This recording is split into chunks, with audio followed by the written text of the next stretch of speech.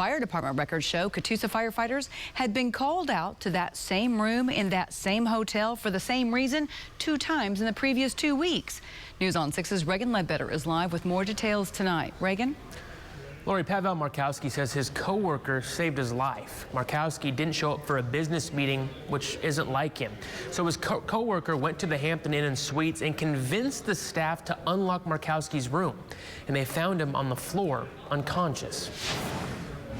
The doctors at the hospital told me that people start dying at 20–25%. I came into the hospital at 37.2. Pavel Markowski travels to Catoosa often, but his recent trip in March was much different. He woke up in the middle of the night not feeling well and went down to the lobby and told the hotel staff something was wrong with his room. But he says they told him everything was fine.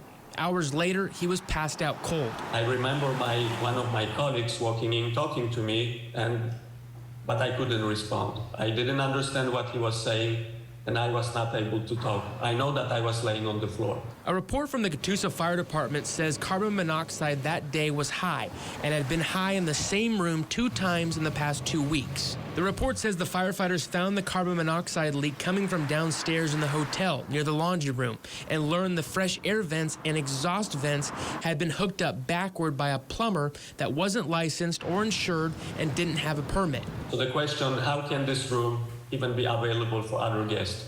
How could they let me in there? Markowski's attorney says after initial contact with the hotel and its insurance company, the hotel has not returned calls and emails. To figure out that it wasn't an isolated incident and that they had been on notice and had obviously failed to remedy the situation, it almost makes you wonder what was going to have to happen before they did something.